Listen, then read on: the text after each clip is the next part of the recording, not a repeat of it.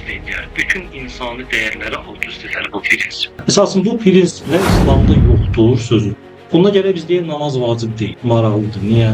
Çünki əs-salatu vacibətun, namaz vacibdir cümləsi yoxdur. Əqimus-salat feili əmrdir. Əmr feili var ki, namaz qılın. Əmr feili də belə deyir ki, həmişə vacibə dəlalət etsin.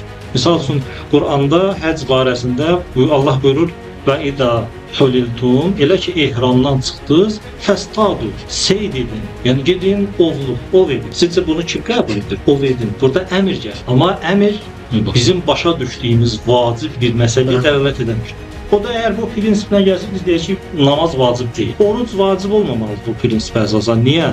Əs-siyamu vacibun cümləsi yoxdur Quranda. Üzr istəyirəm, yadıma bir şey düşdü, o deyir, dəlin yadına daş salmaq. İndi sizin bu misallarınızdan o həmin məlum şəxs bir istifadə deyər, namaz yoxdur, oruç zina haram deyil, məsələn. Maraqlısı budur ki, əvvəldə işarə edim, elə bunu edəcək.